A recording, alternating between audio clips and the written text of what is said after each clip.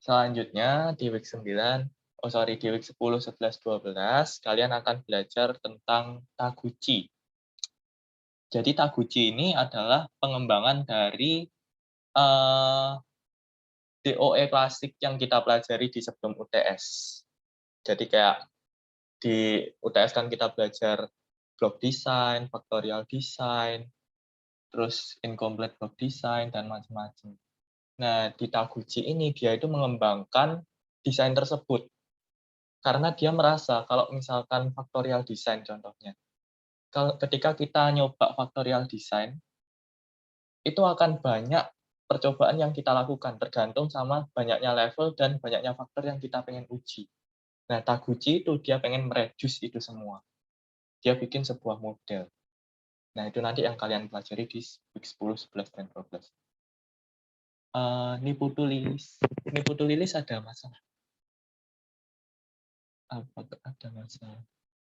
Nggak bisa join Zoom-nya ya?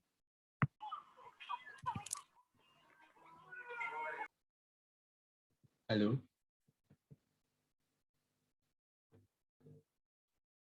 Oh. Selanjutnya, di week 13 dan 14, ini ada yang namanya Shine-in.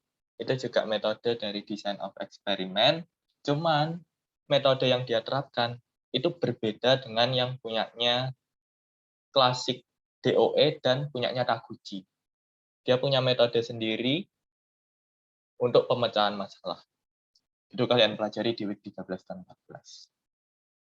Oke. Selanjutnya. Sampai sini dulu ada yang mau ditanyakan dari agenda perkuliahan kita? Sebelum kita lanjut ke slide yang selanjutnya.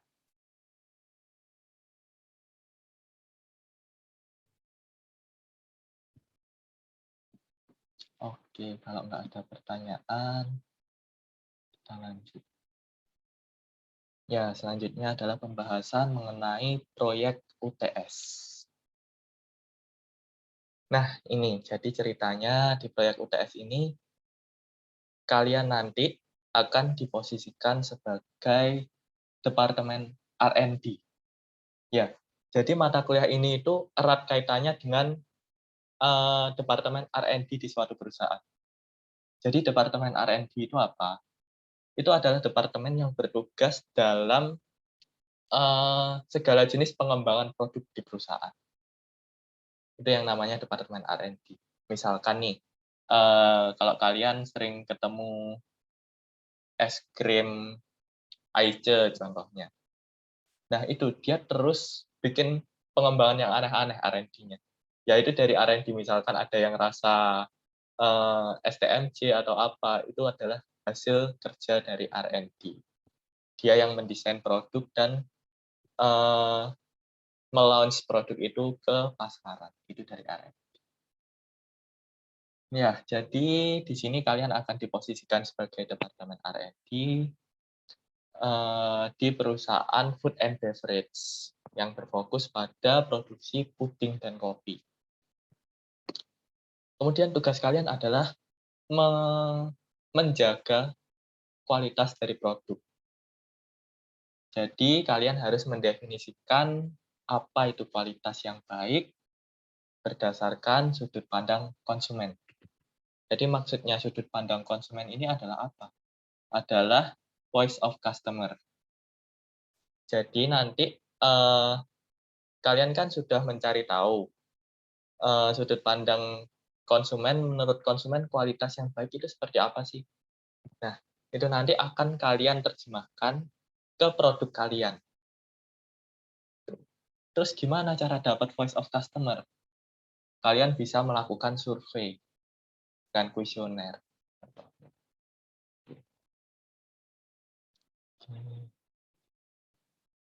Kemudian apa yang perlu dilakukan? Yang pertama, kalian harus mempelajari proses pembuatan puding. Jadi di tugas UTS ini kalian nanti kan bakal eksperimen bikin puding. Jadi nanti kalian diharapkan di mulai week 1 sekarang ini kalian sudah mulai cari nih resep puding itu apa sih? Kemudian proses pembuatannya gimana? Di sini kalian dikasih kebebasan. Kalian terserah mau eee, bikin puding jenis apapun yang kalian suka. Mau itu puding coklat, atau mau silky puding, puding susu, dan lain sebagainya. Atau mungkin kalau kalian mau juga kalian boleh lempar pertanyaannya ke konsumen. Kalian paling suka puding apa sih? Jadi biar kalian dapat inspirasi juga. Oh iya, aku pengen bikin puding kayak gini. Gitu. Kemudian selanjutnya kalian lakukan survei tentang voice of customer, tentang kualitas puding. Jadi kan kalian sudah tahu nih proses pembuatan puding itu seperti apa. Kemudian kalian identifikasi, oh prosesnya ada A, B, C, D. Kira-kira proses yang kritikal itu apa aja? Atau kalian menganggap semua proses itu kritikal? Nah, itu kalian coba tanya. Itu juga bisa jadi referensi kalian buat menggali eh, apa namanya critical factor yang ingin kalian kembangkan dalam eksperimen kalian. Contoh nih, mau bikin puding, aku sudah tahu bakal ada proses pencampuran di sana, pencampuran gula atau pencampuran bubuk. Nah, di situ ada proses pencampuran gula. Aku pengen tahu dari konsumen itu kalau misalkan gula, dia suka yang gimana rasanya, yang tingkat kemanisannya seberapa. Nah, di situ kalian mungkin bisa kasih tingkat kepentingan di pertanyaan kalian. Apa namanya, komposisi gula itu seberapa penting sih bagi konsumen? Atau kalau enggak kalian ubah, kalau komposisi gula kan terlalu terlalu apa, spesifik. Mungkin kalian bisa tanya, tingkat kemanisan dari puding itu seberapa sih tingkat kepentingannya? Nanti baru kalian terjemahkan. Oh, kita ngomong tingkat kemanisan, ternyata itu penting buat konsumen. Berarti saya harus atur apanya? Oh, gulanya. Berarti komposisi gulanya harus berapa gitu. Itu gambaran untuk kuesionernya ya. Kemudian setelah kalian dapat voice of customer-nya, kalian coba bikin design of eksperimentalnya. Jadi kalian desain eksperimennya seperti apa, kemudian nanti kalian coba praktekkan di rumah. Sebenarnya ini to-do list ini adalah gambaran umum sih. Untuk gambaran detail untuk setiap proses yang harus kalian lakukan nanti akan saya jelaskan di akhir perkuliahan ini. Kemudian yang keempat nanti kalian diminta untuk mempresentasikan seluruh tahapan proses eksperimen dalam bentuk video. Oke, sampai sini dulu ada pertanyaan. Kalau mau tanya langsung tanya aja, nggak apa-apa.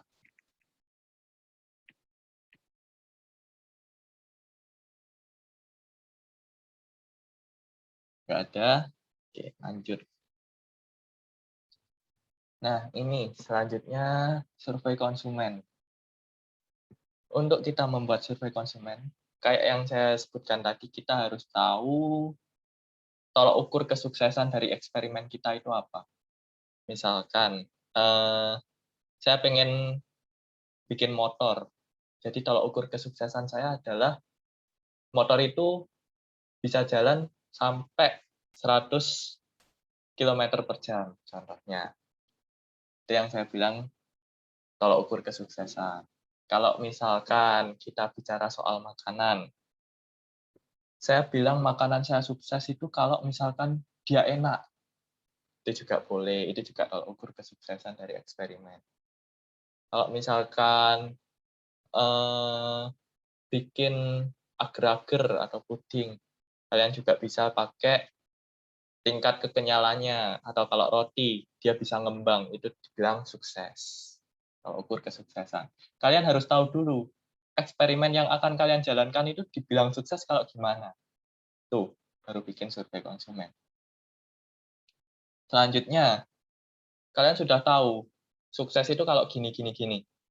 Nah, selanjutnya kalian bikin atributnya, berdasarkan tolak ukur kesuksesan itu. Biar aku bisa sukses, itu apa aja atribut yang harus aku persiapkan, yang harus aku perhitungkan. Misalkan kayak nasi goreng tadi.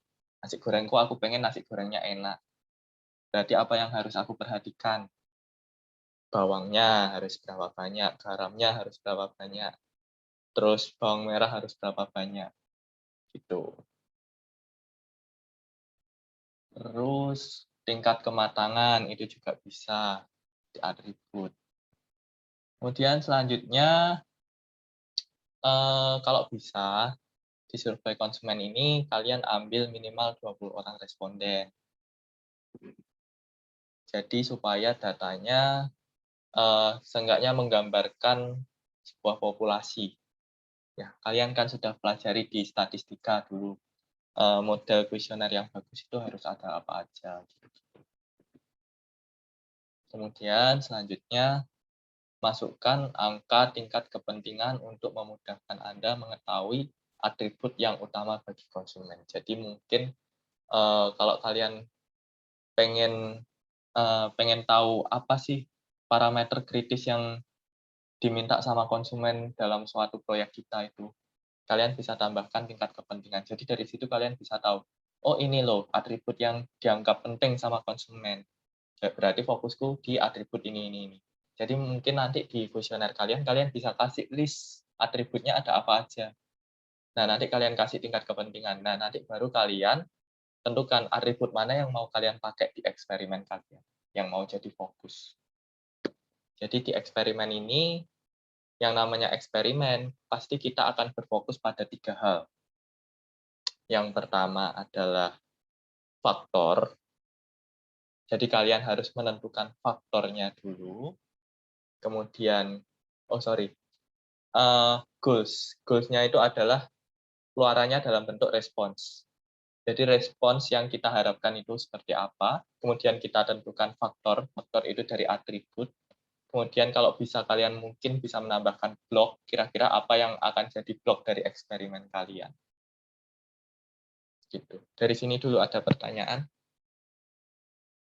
Jadi pasti ada 3 itu, respons, faktor, blok di dalam eksperimen.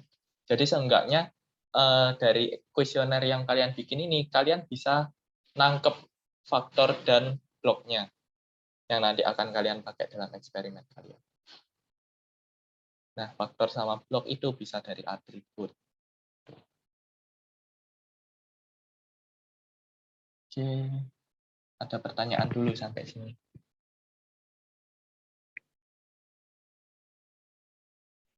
Mungkin ada yang masih bingung, faktor itu yang apa sih? Blok itu yang apa sih? Oke, jadi faktor itu adalah suatu parameter yang atribut atau parameter yang pengen kita uji. Itu yang disebut dengan faktor. Misal nih, aku pengen bikin, ya contoh paling gampang sih nasi goreng sih emang. Kita pengen bikin nasi goreng. Faktornya kita tentukan apa aja. Oh, menurut saya yang paling kritikal itu kalau bikin nasi goreng jumlah bawangnya sama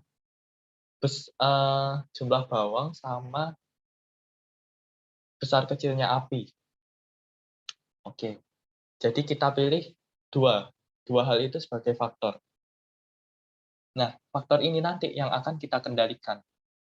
Aku pengen tahu apakah bawang sama apa namanya, besar kecilnya api ini beneran berpengaruh pada enaknya nasi goreng. Nah, dari situ kita kasih level. Jadi misalkan bawangnya kita kasih levelnya ada 3, sedikit, sedang, banyak. Kemudian di bagian apa namanya, bagian api kita kasih kecil, sedang, besar. Tuh. Jadi di faktor pasti ada level. Level itu adalah jenis dari faktor kita, tingkatan dari faktor kita. Sedangkan blok itu adalah sesuatu yang nggak pengen kita uji, tapi dia bisa mempengaruhi. Misal nih, wajan, kita pakai wajannya ada yang kecil, ada yang besar, ada yang sedang, karena kita terbatas wajannya, tapi kita pengen menjalankan eksperimen bersamaan. Tapi kita mikir, mungkin dia juga berpengaruh. Nah, itu bisa kita jadikan sebagai blok.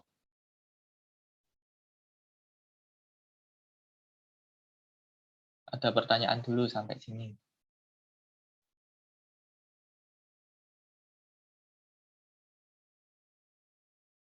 Nggak ada. Jadi sebenarnya tujuan eksperimen itu secara global ada dua. Yang pertama, kita melakukan eksperimen itu untuk mengetahui pengaruh dari suatu faktor terhadap respon kita. Jadi, kita cuma pengen tahu, kira-kira jumlah bawang ini berpengaruh nggak sih sama enak enggaknya nasi goreng? Udah, selesai sampai situ. Dan yang kedua, kita pengen menguji antar level dari faktor kita. Misalkan nih, oh iya, ternyata bawang ini berpengaruh sama enak enggaknya nasi goreng kita. Kita pengen tahu, yang terbaik itu yang mana? Yang medium, yang sedang, atau yang rendah malahan jumlah bawangnya. Nah, itu tujuan kedua dari eksperimen. Oke, lanjut. Kemudian eksperimen dan presentasi. Ya, di sini kalian mempraktekkan eksperimen yang sudah kalian rencanakan, kemudian mengumpulkan data dan melakukan analisa terhadap data. Ini nanti kita akan menggunakan bantuan Minitab mungkin untuk analisa data. Kita akan belajar di week selanjutnya terkait Minitab. Kemudian kita akan membuat kesimpulan dari data tersebut. Jadi kesimpulan ini seperti yang kita tahu di step 2 dulu ya. Kalau kita ada yang namanya eksperimen, kita pasti membentuk yang namanya apa? Hipotesis. Jadi di awal eksperimen kita tentu harus membuat hipotesis. Nah, dari hipotesis tersebut kita lakukan eksperimen, kita bisa buat kesimpulan apakah itu terima H0 atau tolak H0. Jadi kalau di desain eksperimen ini biasanya komponen H0 itu adalah ketika dugaan kita salah. Kita menduga-duga bahwa bawang itu berpengaruh pada enak enggaknya nasi goreng, tapi ternyata tidak. Nah, itu adalah H0-nya. Sedangkan H1, oh ya ternyata ada perbedaan signifikan nih di antara level dari bawang. Misalkan bawangnya ada yang sedikit, medium sama banyak, oh ternyata ada perbedaan. Berarti jumlah bawang ini berpengaruh pada enak enggaknya nasi goreng. Itu kesimpulannya. Kemudian kalian presentasikan dalam bentuk video. Ya, selanjutnya kita masuk pada penjelasan atau perkenalan pada quality by design. Yang pertama ini adalah filosofi kualitas. Jadi di awal perindustrian dulu, pabrik-pabrik itu baru menerapkan yang namanya mass production. Jadi produksi dalam jumlah yang massal, yang besar. Sekali produksi langsung dalam jumlah besar. Nah, dari produksi yang besar itu mereka terpikirkan, oh bentar, aku produksi sebanyak ini dalam jumlah besar. Terus produkku dikatakan baik itu kalau gimana ya? Nah, akhirnya mereka menetapkan yang namanya produk standar. Jadi ketika mereka memproduksi dalam jumlah besar, semua produk mereka itu memiliki keseragaman kualitas yang sama. Maka itu mereka terpikirkan, oh ya, kita perlu membuat yang namanya produk standar. Jadi seenggaknya walaupun kita memproduksi dalam jumlah besar, produk kita itu memiliki spesifikasi yang mirip. Nah, setelah itu mereka mikir lagi, oh iya, aku sudah punya standar produk. Oke, sorry, internetku unstable. Ya, kita sudah punya standar produk. Terus mereka mikir lagi, oh iya, sebentar. Aku sudah punya standar produk, tapi gimana caranya aku bisa tahu kalau produksiku itu selalu memenuhi standar produkku. Nah, dari situ mereka mulai menambahkan yang namanya statistical method, yang kalian mungkin tahu itu kayak PKS dulu, statistical method, muncullah yang namanya quality control. Jadi di situ mereka udah tahu nih, oh iya sekarang aman, aku sudah tahu produkku itu dikatakan baik kalau masuk di range mana. prosesku itu masih capable kalau di range mana. Oh iya, udah aman, ada quality control nih. Terus mereka terpikirkan lagi, udah ada quality control, tapi aku masih pengen lebih lagi nih. Di quality control aku sudah tahu, aku sudah menetapkan reject-ku itu kalau bisa, masih bisa diterima prosesku kalau reject-ku nggak lebih dari 10%. Kita sudah punya batasan. Tapi aku pengen lebih lagi, kalau bisa reject-ku itu 0. Nah, gimana caranya? Akhirnya mereka terpikirkan, oh ya, berarti kalau kita pengen reject 0, kita harus tahu tahapan proses secara keseluruhan, proses analisis. Nah, di situ mereka menggabungkan quality control dengan proses analysis. Muncullah yang namanya quality engineering atau rekayasa kualitas. Nah, di rekayasa kualitas ini mereka merekayasa proses mereka sedemikian rupa sehingga seenggaknya mendekati kualitas yang mereka harapkan. Mereka mendapatkan kualitas terbaik mereka dengan adanya quality engineering, rekayasa kualitas. Nah, sudah dapat rekayasa kualitas. Selanjutnya mereka kepikiran lagi, oh sebentar, aku sudah ada rekayasa kualitas. Rejectku bener tinggal dikit. Tapi kok customer-ku masih dikit ya? Kok pelangganku masih dikit ya? Kenapa kira-kira?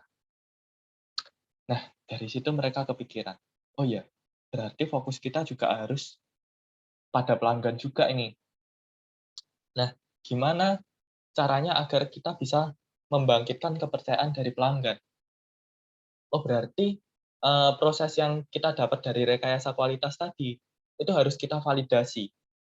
Kita harus meyakinkan konsumen bahwa tahapan proses kita untuk mencapai kualitas itu sudah sesuai.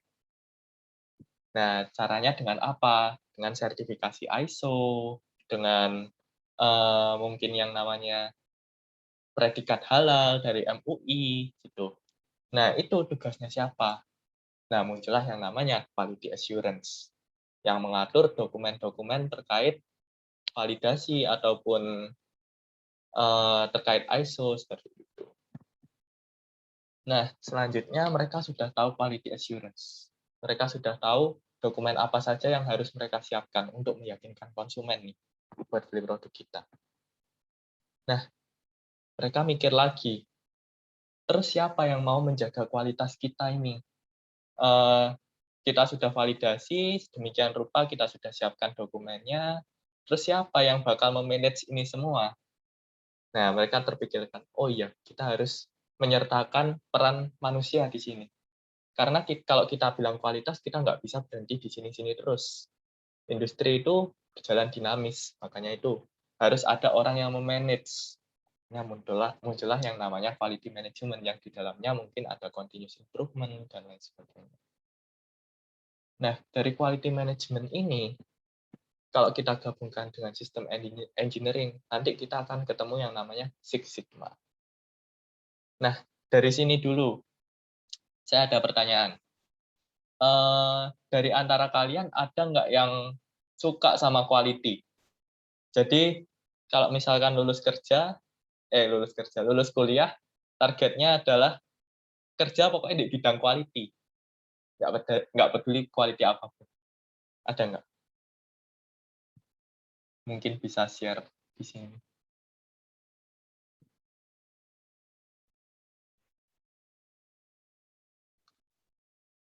Ada yang pengen kerja di bidang quality nanti pas kerja, pas sudah lulus, jadi sudah jatuh cinta nih sama yang namanya statistik, sama kualitas. Mungkin bisa share ke teman-temannya kenapa pengen quality dan seperti apa gambaran kalian tentang quality.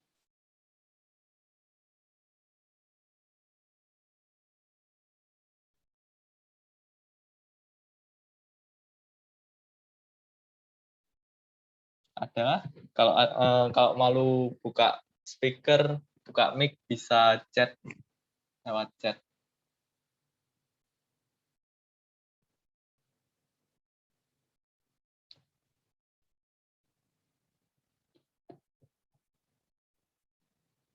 Lilis mungkin, ya Lis, kamu pengen masuk di bidang apa Lis pas kerja? Nggak apa-apa, nggak usah on cam Lis. Kalau mau on cam juga nggak apa-apa.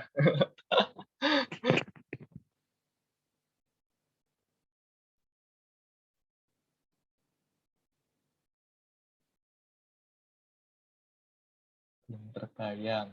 Oke. Oh iya, nggak apa-apa Lis. Ya, jadi gini. Dulu itu saya suka sama yang namanya quality, sama statistik.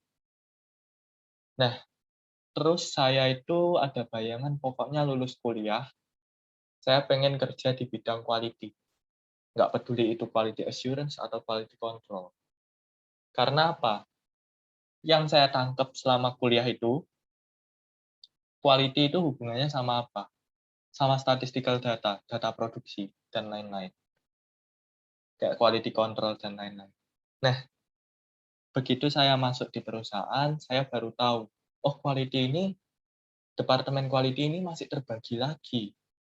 Nggak semena-mena satu perusahaan, satu departemen quality, dan dia kerjaannya sama seperti yang kita dapat di statistika 2 atau quality control and reliability. Enggak. Ternyata di sini bidang quality yang kita pelajari itu terbagi menjadi 3 departemen di perusahaan.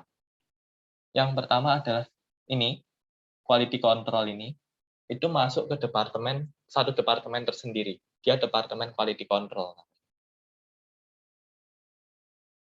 Kemudian, yang kedua,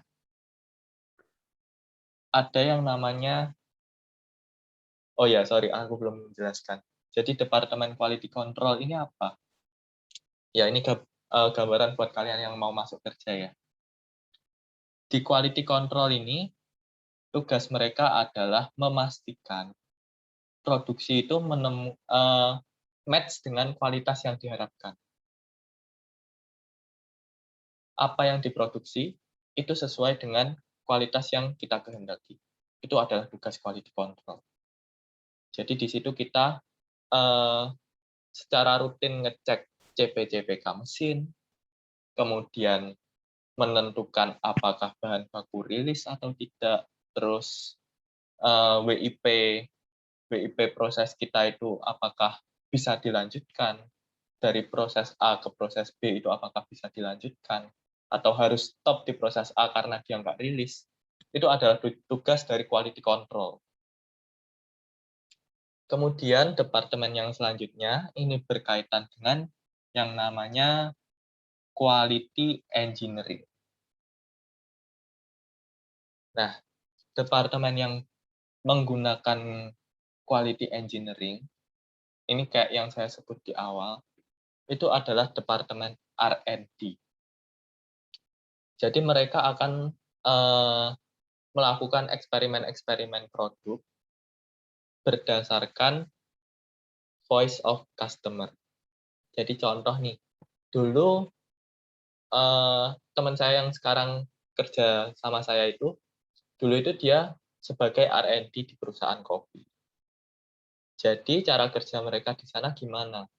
Mereka itu pengen menemukan kualitas kopi yang terbaik, rasa kopi yang terenak. Nah, di situ mereka apa yang dilakukan? Mereka ngelis untuk bubuk kopinya itu ada berapa tingkatan.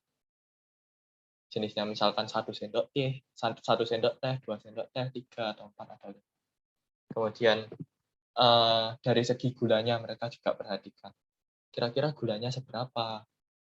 Tuh. Nah, itu mereka list dan mereka catat semua hasilnya. Kemudian mereka cobakan ke antar departemen. Mereka cobakan untuk mengetahui responsnya gimana. Apakah kopi yang mereka bikin itu sudah enak atau belum. Terus di titik mana kopi itu enak. Jadi di titik gulanya seberapa dan kopinya seberapa. Itu yang mereka lakukan di R&D. Itu pakai yang kita pelajari di sini, di Quality by Design. Jadi kalau kalian nanti mau pengen jadi R&D dan kalian menyukai mata kuliah ini, itu sangat cocok. Kemudian yang ketiga itu adalah quality assurance. Nah, jangan dibayangkan kalau quality assurance ini sama dengan quality control. Itu adalah dua departemen yang berbeda. Kalau di quality control kita bicara soal data, kita menentukan rilis nggak rilisnya produk. Kalau quality assurance ini lebih ke eh, memastikan kalau quality itu sejalan dengan yang kita mau.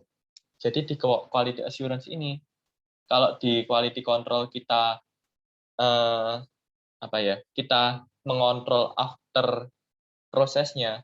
Kalau quality assurance ini before proses. Jadi apa yang mereka siapkan? Dokumen.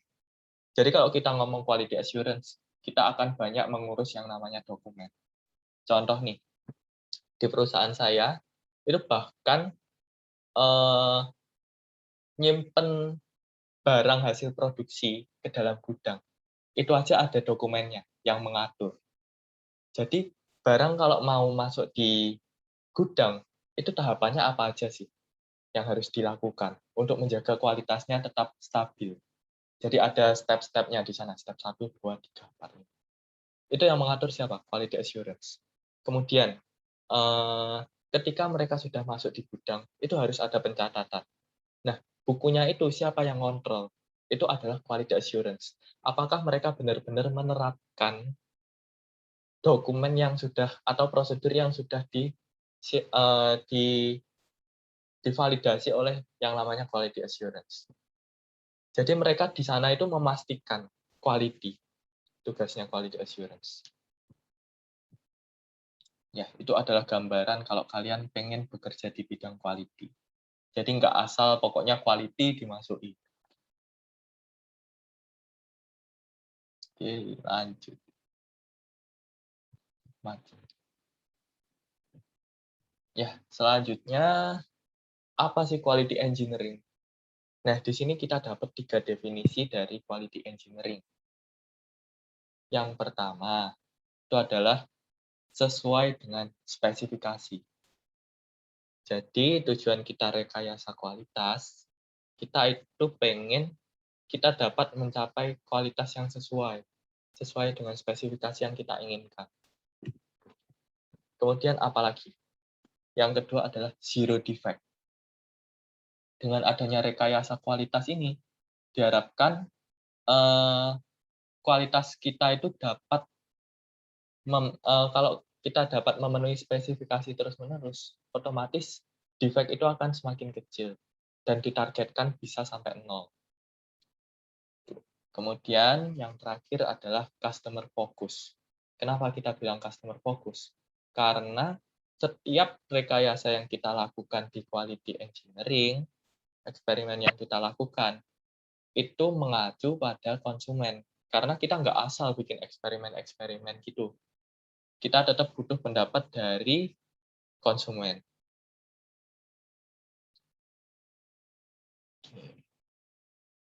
Sampai sini dulu ada yang mau ditanyakan?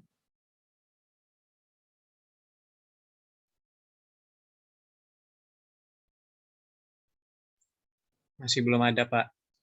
Oke, kita lanjutkan. Kalau ngajarnya kecepatan, bisa dibilangin ya, suruh agak slow. Soalnya saya suka ngerep tanpa sadar. Oke, lanjut ke introduction to ya, jadi di sini ada tiga apa ya istilahnya, guru besar. 3 guru besar di quality by design. Yang pertama, Fisher. Jadi Pak Fisher ini adalah orang yang menemukan dasar dari principle of eksperimen desain. Jadi prinsip-prinsip dari desain eksperimen itu dari beliau. Kemudian beliau juga yang menemukan metode analysis of variance atau ANOVA yang sering kita pakai di statistika 2. Dan ini akan sering kita pakai juga di quality by design nanti. Kemudian yang kedua ada Pak Genichi Taguchi. Jadi beliau adalah guru dari quality control, guru besar quality control yang berasal dari Jepang. Dia itu mendevelop sebuah konsep loss function. Ini nanti yang kalian bakal pelajari di week akhir UAS bersama Bu Yeni Takuchi. Kemudian yang terakhir adalah Xiainin. Pak Xiainin ini dia punya quotes. Dengan kita mengidentifikasi masalah secara sistematis, kita akan lebih cepat menemukan masalah tersebut. Jadi fokus dia lebih ke arah gimana menyelesaikan masalah, bukan berlarut-larut pada sebuah eksperimen. Jadi Pak Xiainin ini dia mematahkan pendapat dari Fisher dan Taguchi yang masih berkutat dengan yang namanya eksperimen.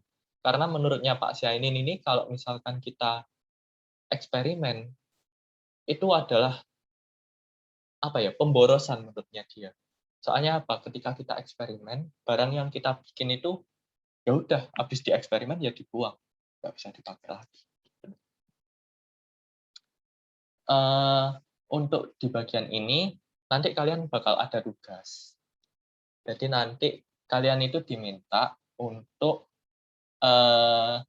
membuat PowerPoint terkait ketiga guru besar ini. Jadi tentang Fisher, Taguchi, atau Xiainin.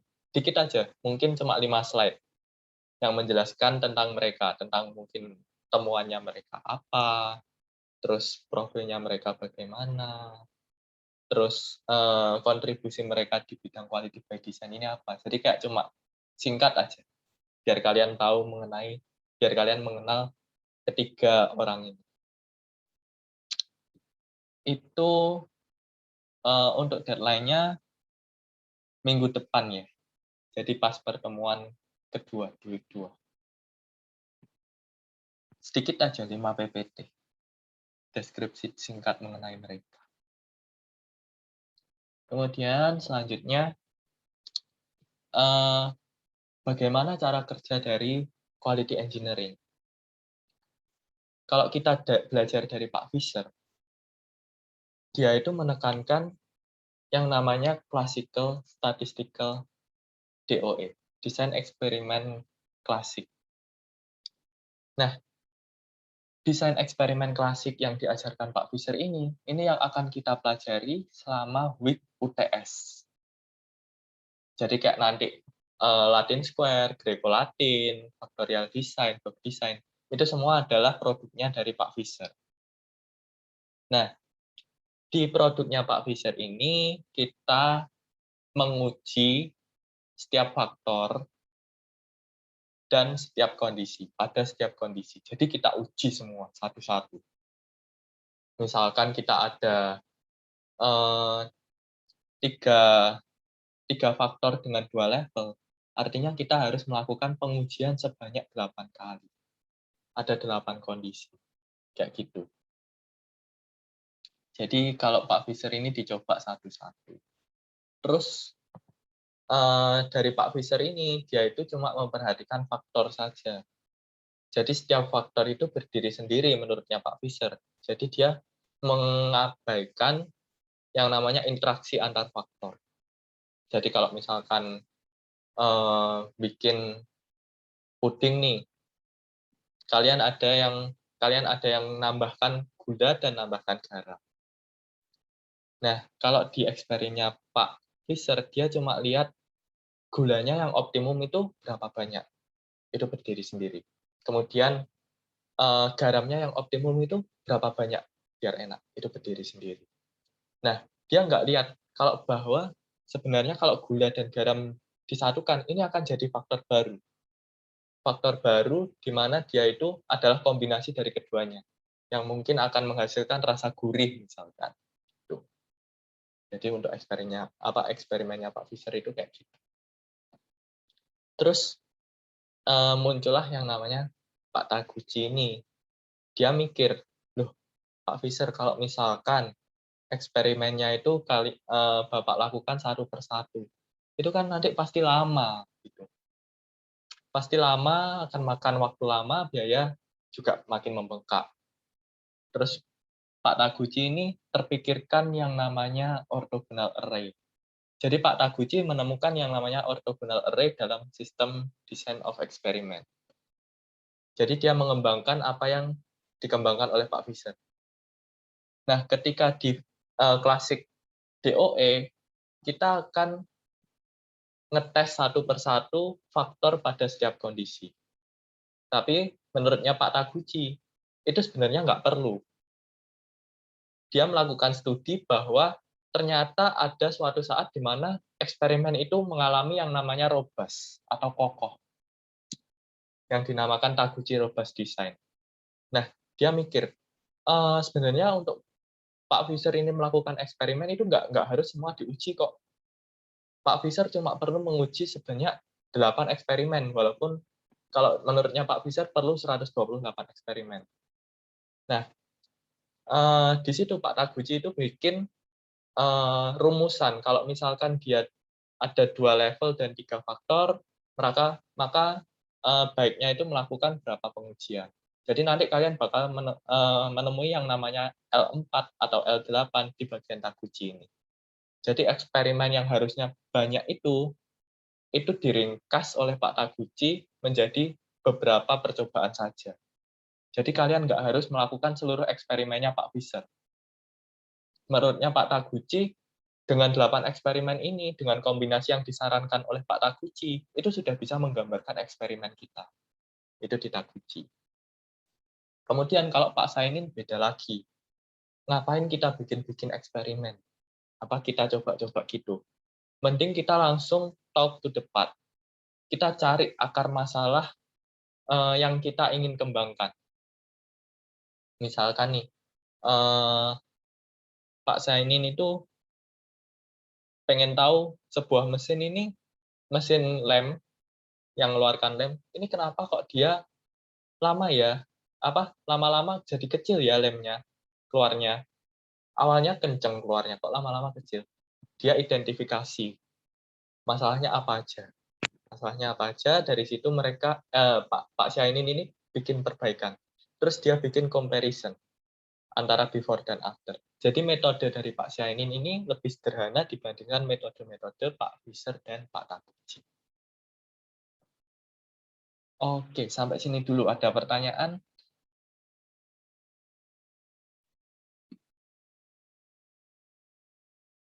Tahu ya bedanya Fisher, Taguchi, dan Syainin. Oke, lanjut. Kalau belum ada pertanyaan.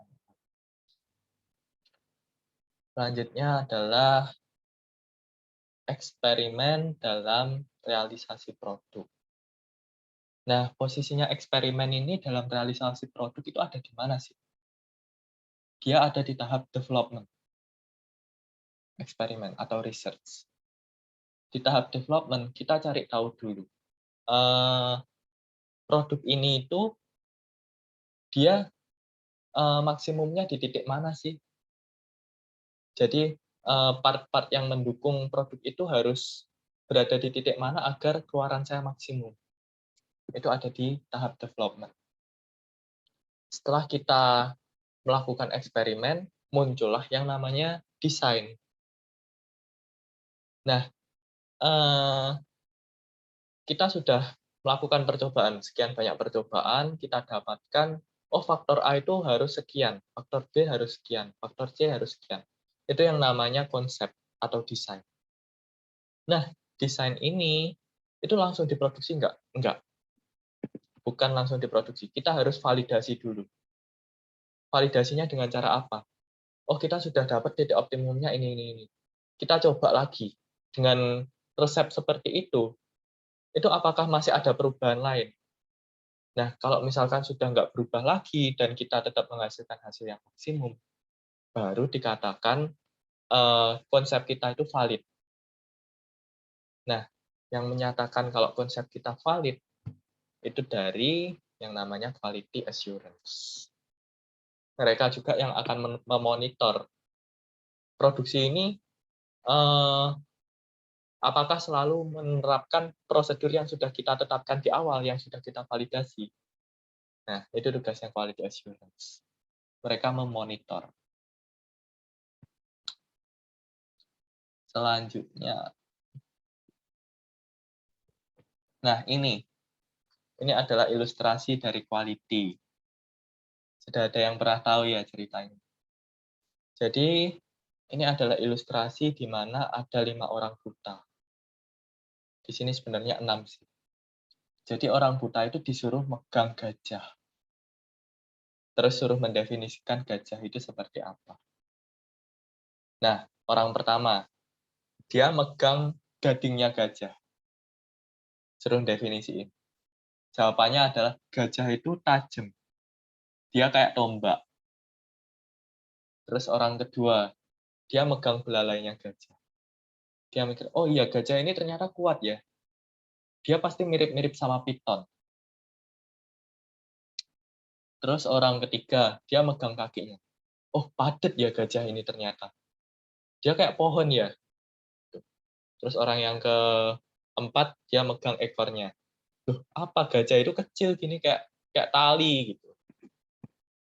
Terus orang yang kelima, dia megang badannya gajah.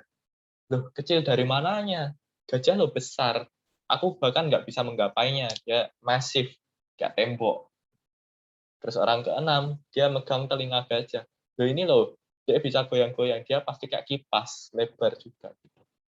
Nah, itu gambaran seperti kalau kita melihat suatu sistem hanya pada part tertentu. Jadinya apa? Kacau, kita nggak bisa mendefinisikan problem yang sesungguhnya. Maka dari itu, di teknik industri ada yang namanya istilah helicopter view. Kita itu nggak bisa lihat sistem dari satu sisi saja. Kita harus lihat secara keseluruhan sistem itu, dari atas. Baru kita bisa mendefinisikan suatu problem. Ini juga sama halnya dengan quality by design. Misal nih, kalian pengen memproduksi motor. Kalian punya 3 ahli. Ahli yang pertama di bidang ban, ahli yang kedua di bidang bodi kendaraannya, dan ahli yang ketiga itu dia di bidang permesinan contohnya. Udah, 3 orang itu dikasih tugas masing-masing sesuai kemampuan mereka, tanpa mengintegrasikannya. Hasilnya apa? Orang yang memproduksi ban, dia taunya, oh ya ban itu kalau dibikin kecil, pasti nanti motornya larinya lebih kenceng. Ya udah kalau gitu nanti bannya motor ini bakal tak bikin kecil aja lah. Terus yang bagian body, dia lihat tren zaman sekarang. Oh, tren zaman sekarang ternyata orang suka motor yang bodinya gede-gede ya. Oke, akhirnya dia membuat motor dengan bodi yang besar. Terus orang yang ketiga bikin mesinnya.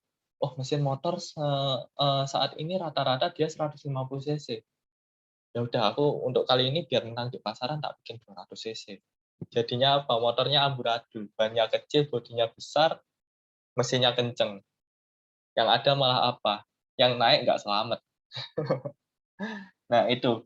Jadi kita ketika mendesain sesuatu, itu kita harus mengintegrasikannya juga. Kita nggak bisa lihat dari satu sisi aja. Kita harus lihat dari keseluruhan prosesnya, keseluruhan isi. Itu adalah gambaran dari ilustrasi gajah. Ya, selanjutnya adalah eksperimen.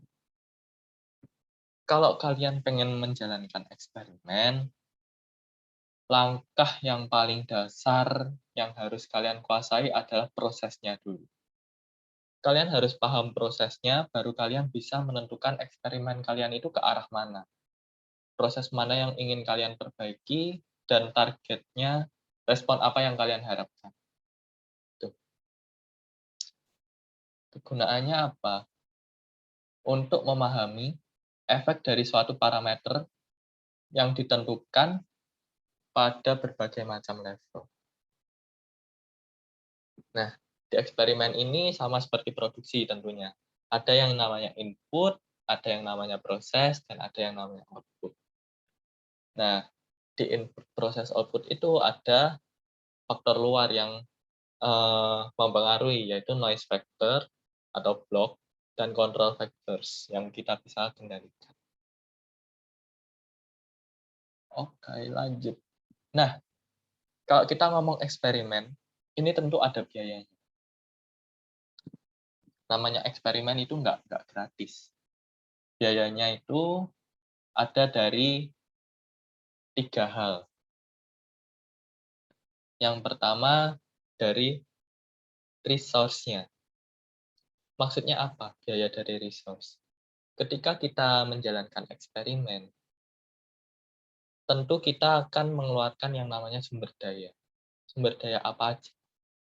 Sumber daya manusia, sumber daya bahan baku, listrik, dan lain sebagainya.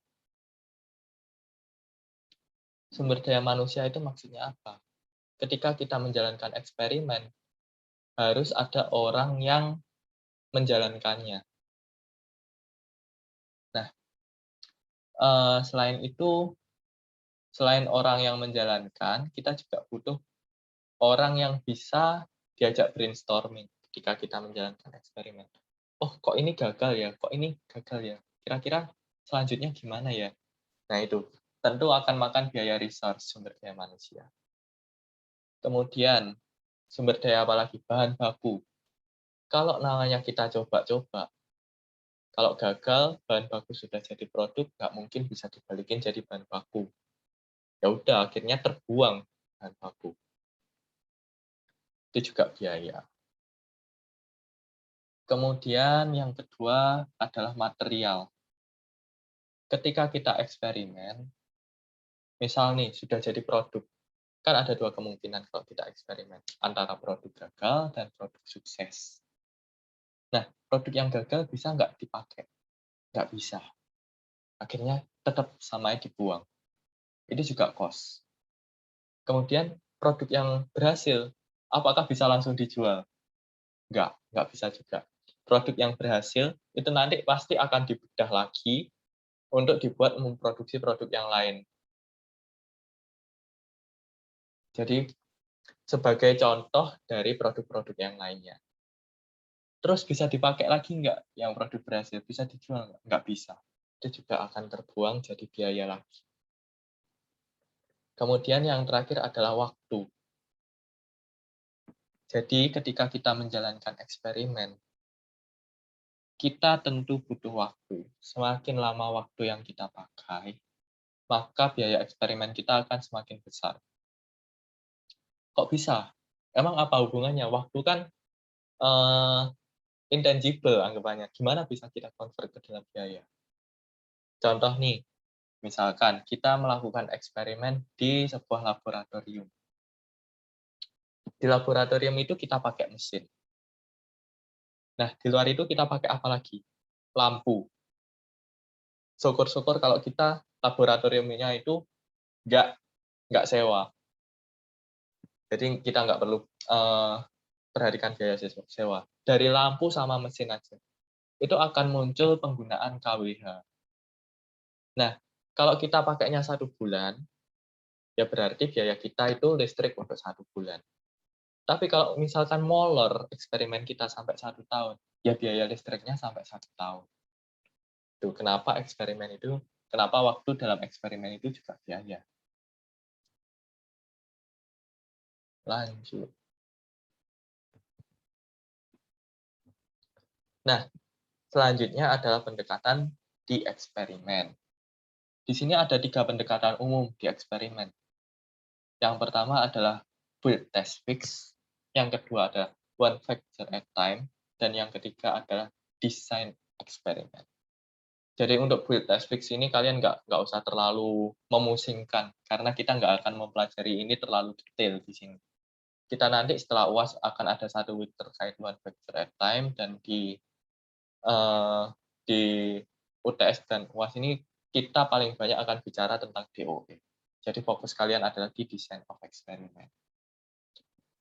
Untuk build test fix ini nggak sekedar intermezzo lah, biar kalian tahu. Jadi build test fix ini adalah apa? Build test fix ini adalah istilahnya seperti trial and error. Jadi kita akan terus mencoba sampai hasil eksperimen itu sesuai sama yang kita harapkan. itu adalah build test fix. Jadi metodenya dia coba terus trial and error, trial and error. Nah, dari situ mustahil buat kita tahu apakah hasil yang kita dapat itu sudah sesuai dengan yang optimal. Apakah sudah optimal? Kita nggak akan tahu. Karena kita trial and error. Misal nih, kita cuma pengen tahu gimana caranya agar pesawat kertas itu bisa terbang. Ya udah berarti ngelipetnya langkah pertama ini, langkah kedua gini, coba dilipat model gini, bisa terbang nggak? Oh nggak bisa, kita coba model lain. Bisa terbang nggak? Oh iya sudah bisa terbang. Nah, berarti kita akan terapkan model ini, model B sebagai role-nya kita. Tapi kita nggak tahu kalau bahwa ada model yang lain yang bisa menerbangkan pesawat itu lebih lama. Itu kelemahannya build test fix. Kita cuma coba-coba toh. Terus kelemahan selanjutnya apa? Dia butuh waktu yang lama. Kenapa kok bisa lama? Iya, namanya juga trial and error. Untung-untungan kalau kita sekali atau dua kali coba langsung berhasil. Kalau nggak berhasil, itu bisa di atas 10 kali coba, atau bahkan 20, atau yang ekstrim sampai 100 kali coba, sampai dapat hasil yang diharapkan. Soalnya kita nggak tahu parameternya kita cuma coba-coba. Itu build test fix. Kemudian, yang kedua itu ada yang namanya one factor at time. Ini adalah metode klasik yang sering digunakan. Jadi, seluruh faktor itu dijalankan pada kondisi yang sama. Maksudnya kondisi yang sama itu seperti apa? Misalkan nih, kita nyoba, eee, kita nyoba oli yang paling bagus buat motor. Kita cobakan di kondisi yang sama, maksudnya apa? Oh, berarti motor yang kita pakai harus sama juga, atau kalau enggak sejenis lah, biar kondisinya sama. Kemudian beri perlakuan berbeda untuk masing-masing faktor. Ini bicara soal level faktornya. Jadi misalkan kita ngomong oli, kita harus punya level dari olinya. Misalkan levelnya itu ada jenis oli. Ada oli A, oli B, oli C. Kita cobakan ke satu motor. Misalkan faktornya kita oli. Jadi itu adalah one factor at time. Ketika sudah mendapatkan, tujuannya apa? Agar kita dapat titik optimum. Di oli yang jenis mana sih yang enak buat motor kita? Yang bagus buat motor kita? Misalkan parameter kita adalah kekencangannya motor. Oh, dengan oli ini kita bisa sampai speed segini. Oh, dengan oli ini sampai speed segini. Nah, ketika kita sudah dapat titik optimum dari satu faktor yang oli ini, baru kita lanjut ke faktor yang lainnya. Misalkan kita punya dua faktor nih buat motor, yaitu oli sama bensin. Faktor keduanya bensin. Kita coba bensinnya Pertamax, Pertalite, sama satu lagi biogas misalkan. Nah, ketika kita sudah selesai urusan dengan oli, baru kita masuk ke faktor selanjutnya, yaitu bensin. Kita tes sendiri lagi. Dengan kondisi yang sama, yaitu motor yang sama. Dengan level bensin yang sudah ditentukan. Jadi kita satu-satu, makanya namanya one factor at time. Kelemahannya pasti lama, karena kita nyobanya satu faktor, dan yang jelas mahal. Terus kita tidak dapat mengetahui interaksi antar faktor. Jadi kita cuma nyoba, oh dengan oli A maksimumnya oh ternyata maksimumnya dengan menggunakan oli A.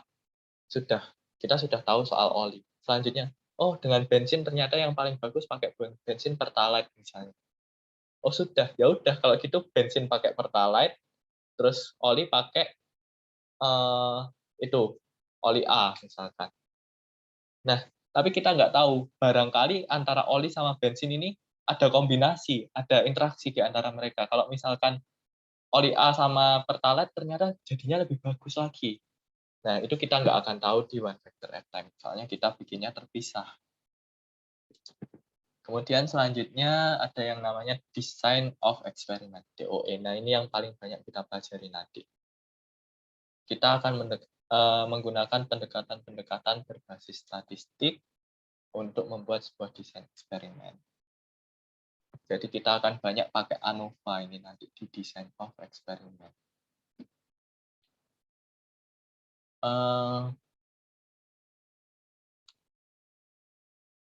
Dari design of experiment ini, nanti kita akan dapat yang namanya optimisasi dari eksperimen yang kita jalankan. Ini nanti untuk detail design of experiment, kita akan pelajari di week-week selanjutnya. Nah, ini adalah contoh dari one factor at time. Kita bicara soal suhu dan tekanan pada suatu mesin. Nah,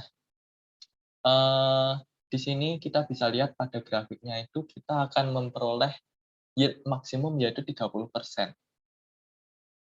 Pada suhu berapa? Pada suhu 78 derajat Celcius. Kita uji secara terpisah. Oh, kita sudah dapat dulu. Temperatur kita dapat 30% yield pada suhu 78 derajat Celcius. Itu yang optimal. Baru kita lanjut pada tekanan. Oh, tekanan kita akan dapat maksimalnya di 50% yield dengan 130 PSI. Udah, kita taunya ya persatuan. Dari suhunya butuh berapa, dari tekanan butuh berapa. Cuman kita nggak tahu interaksinya mereka kayak apa. Nah, padahal kalau kita lihat dari segi interaksinya, kita itu bisa mencapai hingga 85% yield dengan mengkombinasikan mereka. Entah itu temperaturnya berapa derajat atau pressure-nya yang optimal berapa derajat. Nah, ini yang namanya response surface methodology. Jadi kita nanti akan tahu titik maksimumnya dan kita juga bisa memperhatikan dari segi interaksi. Barangkali dari interaksi itu kita akan juga bisa memperoleh titik maksimum. Jadi nggak melihat pada persatuan faktor. Untuk lebih detailnya nanti kita akan belajar setelah UTS RSM. Ada yang namanya topik RSM. Lanjut. Sampai sini dulu ada yang mau ditanyakan nggak? Atau masih bingung terkait DOE? Pokoknya kuncinya DOE itu kita nggak akan jauh-jauh dari yang namanya respons, dari yang namanya faktor, level faktor, blok, dan level blok. Kita nggak akan jauh dari itu. Sama yang namanya hipotesis. Pasti ada. Oke, kalau nggak ada pertanyaan, saya lanjutkan.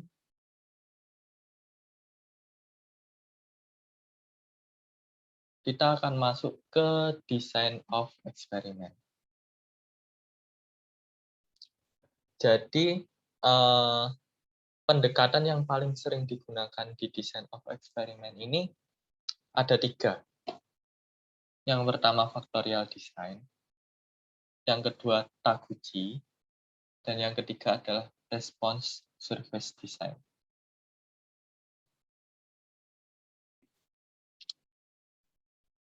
Factorial design ini adalah metode yang paling simple, tetapi dia nggak efisien, sangat tidak efisien, karena kita menguji persatuan faktor dengan masing-masing kondisinya. Nanti akan saya tunjukkan contohnya factorial design. Kemudian, jumlah pengujiannya itu banyak. Kok bisa banyak? Kita harus menguji di masing-masing variasi. Contoh nih, jumlah pengujian itu adalah Y pangkat X.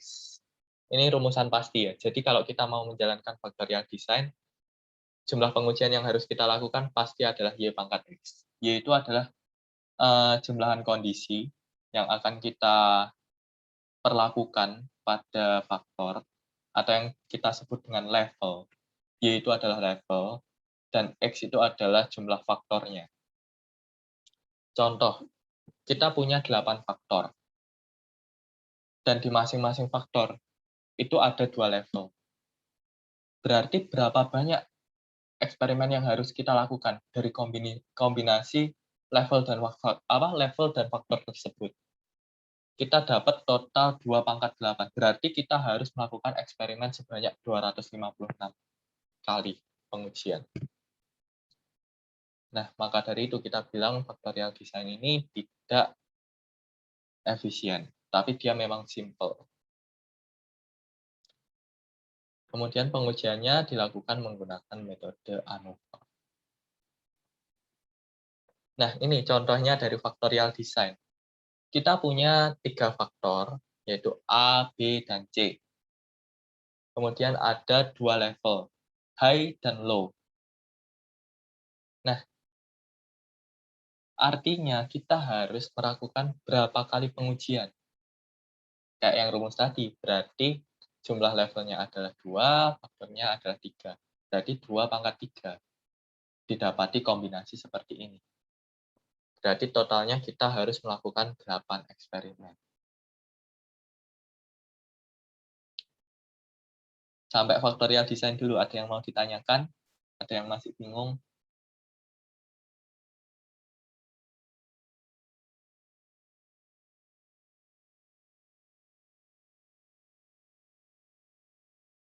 Kalau malu tanya lewat mic, bisa tanya lewat chat.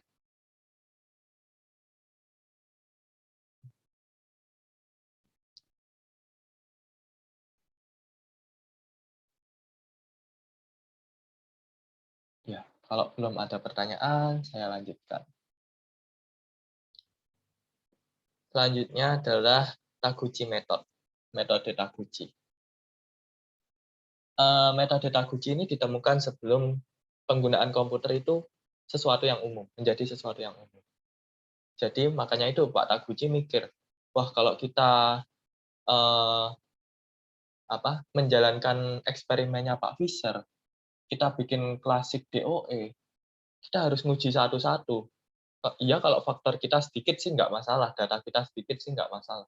Tapi kalau data kita banyak dan faktor kita banyak, berarti saya harus ngitung secara manual p-value-nya berapa satu-satu. Wah, ya lama. Makanya itu Pak Taguchi mikir kalau proses itu nggak efisien. Akhirnya beliau membuat serangkaian katalog. Jadi dari eksperimennya Pak Fisher, itu dia ringkas, dia bikinkan katalog yang nanti akan kalian kenal dengan orthogonal array. Jadi misalkan di eksperimennya Pak Fisher itu harusnya dia melakukan 128 percobaan. Pak Fisher ini mengidentifikasi 128 percobaan itu sebenarnya percobaan mana aja sih yang kritikal, kombinasi mana aja sih yang kritikal. Gitu. Dia cari dan akhirnya dia dapat mereduce percobaan itu menjadi misalkan 8 percobaan. Jadi beliau menamakan itu adalah Taguchi Robust Design. Jadi sebenarnya ketika kita melakukan sekian banyak percobaan itu, akan ada titik di mana kombinasi dari percobaan kita itu tidak akan menghasilkan dampak yang signifikan lagi. Artinya sudah robust. Itulah yang ditarik oleh Pak Taguchi sebagai dasar ortogonalnya beliau. Jadi beliau menetapkan, oh kalau dia 7 faktor dan 2 level, kalian hanya perlu melakukan sekian percobaan.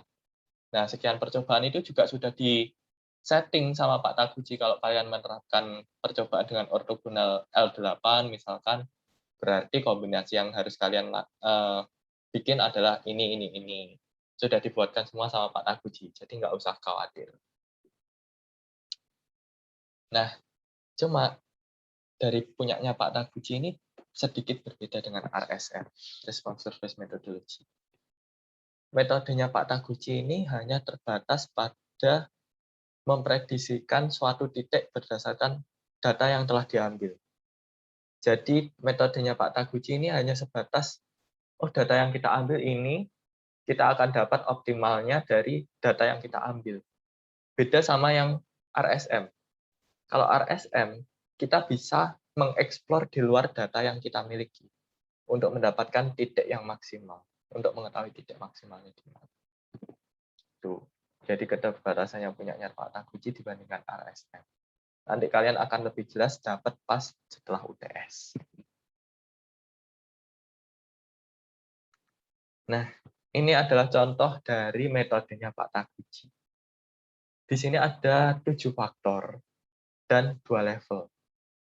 Faktornya ada A, B, C, D, E, F, G, H, A, B, C, D, F, G, kemudian levelnya ada high dan low.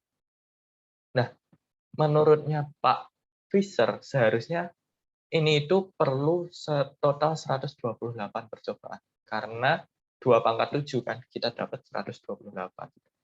Nah, Pak Taguchi itu meringkasnya jadi 8. Jadi menurutnya Pak Taguchi, enggak Pak Fisher, ini loh dengan 8 percobaan sudah bisa menggambarkan eksperimenmu.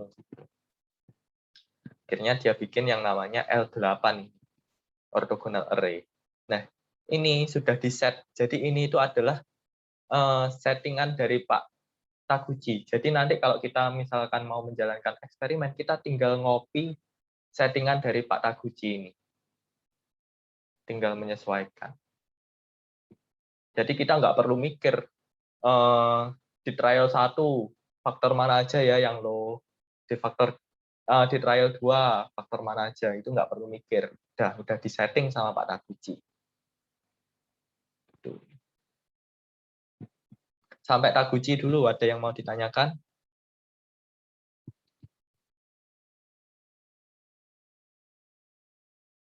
Ada yang bingung, sampai Taguchi dulu.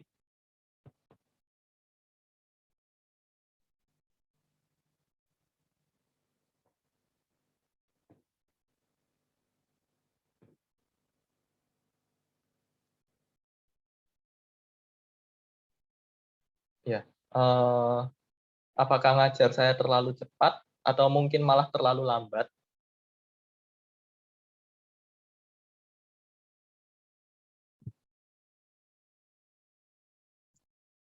Atau mungkin ada poin-poin yang masih dibingungkan, bisa ditanyakan mumpung masih kelas. Terus kalau kalian mau menghubungi saya, boleh kapanpun sih, saya open kok. Bisa lewat WA. Atau mungkin kalau ada yang punya line, saya juga bisa pakai line. Cuma kalau line biasanya masuknya delay sih. Kalau butuh urgent, mau telepon juga nggak apa-apa. Jadi kalau sama saya nggak usah terlalu sungkan-sungkan atau gimana. Udah, nggak ada yang mau ditanyakan terkait Taguchi.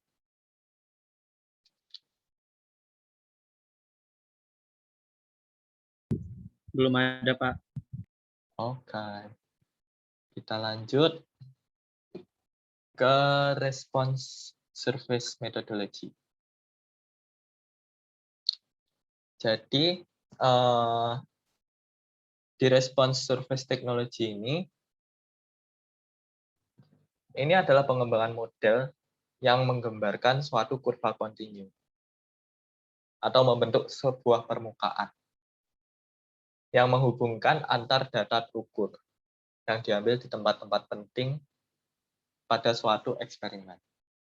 Jadi, di response surface methodology ini kita menggambarkan respons itu dalam bentuk kurva permukaan. Makanya itu namanya adalah response surface methodology. Kenapa mereka menerapkan itu? Karena menurut mereka, kalau kita cuma lihat pada titik-titik tertentu, itu kita barangkali bisa miss pada titik optimal lain. Barangkali titik optimal itu ada di titik yang lain. Makanya itu mereka gambarkan menjadi sebuah permukaan. Itulah dasar dari response surface methodology. Tujuan dasarnya response surface ini adalah untuk mengetahui level faktor yang memberikan respons optimal. Nggak apa-apa, ini nanti kita akan belajar di week 8 setelah UTS. Jadi nggak usah takut, kalian nggak akan diminta untuk bikin kurva kayak gini. Itu tugasnya Minitab. Kita tinggal input, kita dapat hasil. Titik optimalnya di mana.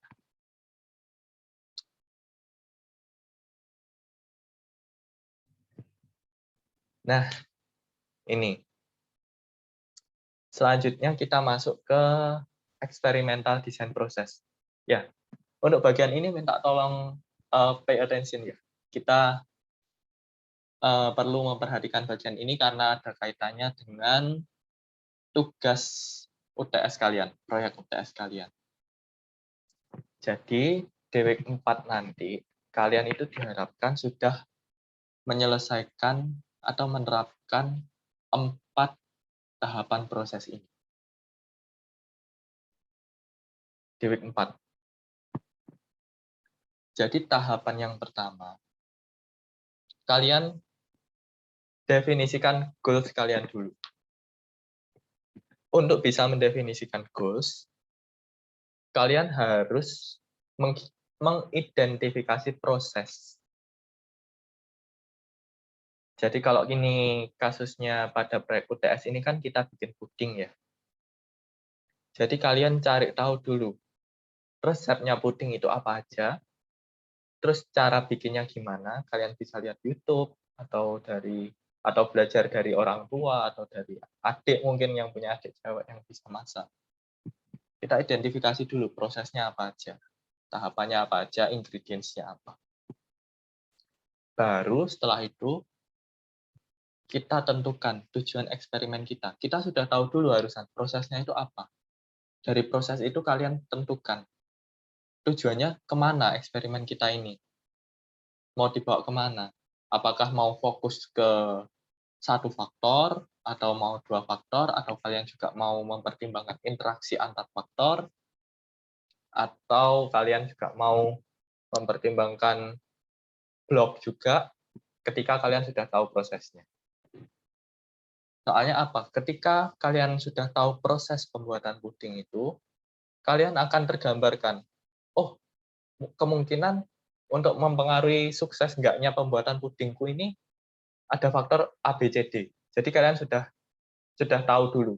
Dari proses itu kalian sudah tergambarkan, nanti akan ada atribut apa aja yang akan kalian masukkan dalam eksperimen kalian. Yang nantinya bisa jadi tujuan kalian dalam menjalankan eksperimen.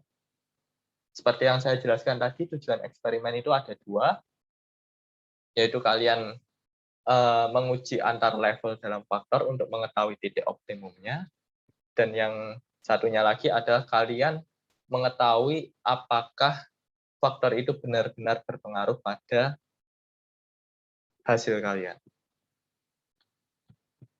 Kemudian, ketika kita sudah tahu tujuan eksperimen, kita identifikasi faktor kritisnya berdasarkan voice of customer. Kan dari proses itu kalian sudah tahu nih, atributnya apa aja yang diperlukan dalam membuat puding. Nah, itu nanti kalian bisa tuangkan pada kuesioner kalian. Misal nih, kayak tadi contohnya, tingkat kemanisan. Itu seberapa tingkat kepentingannya? Itu bisa kalian gali dari voice of customer.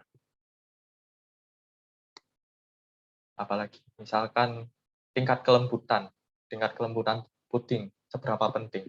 Dari situ nanti kalian akan tahu faktor mana saja atau atribut mana saja yang bisa kalian jadikan faktor yang kritis bagi konsumen.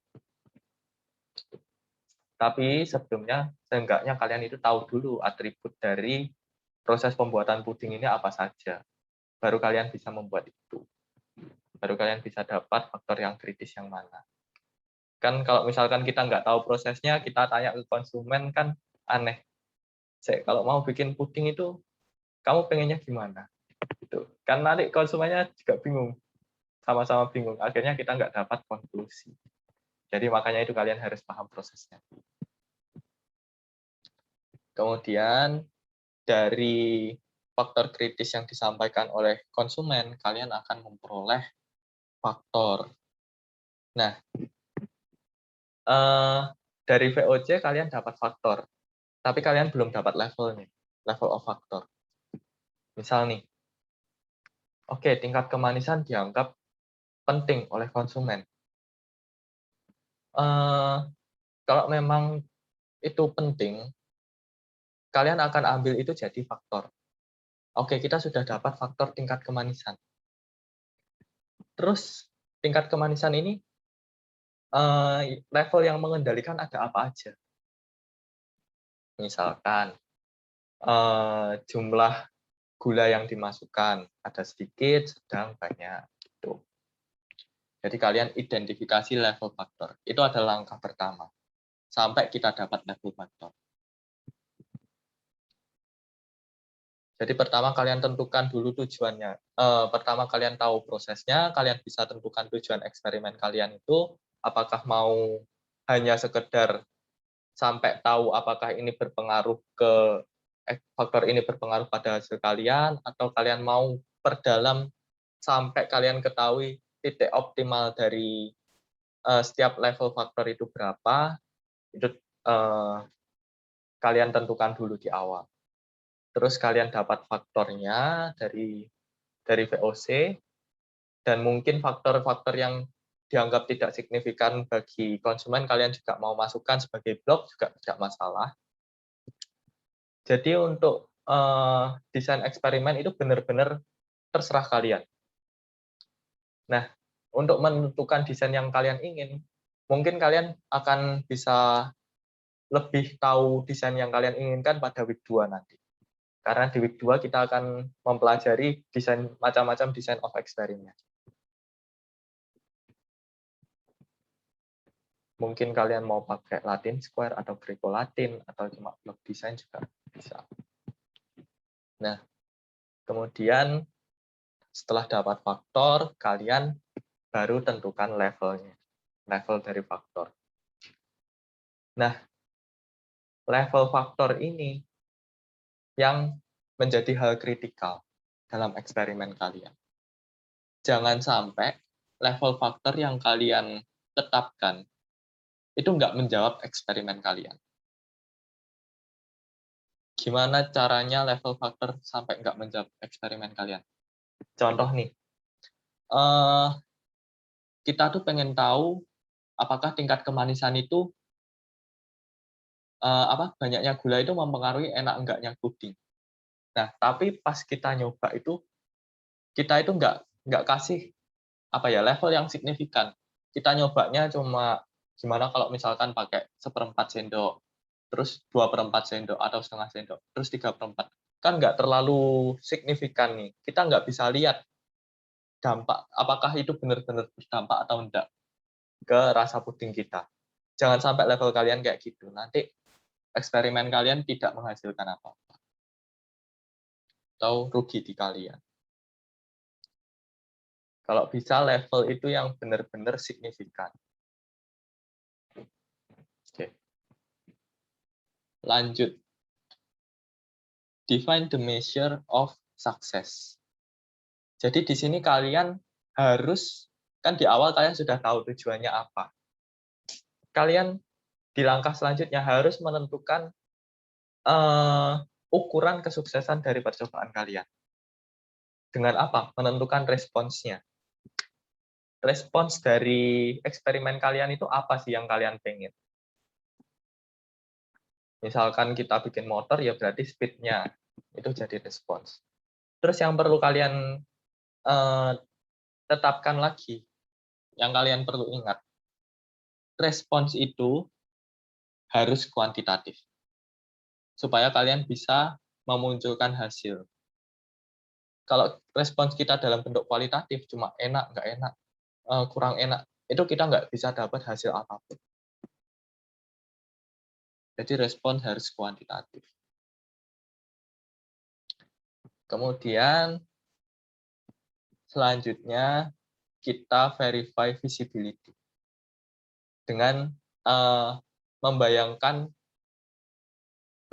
jalannya eksperimen itu. Bayangan kasar, kita bayangkan dulu, kita susun skenario-nya.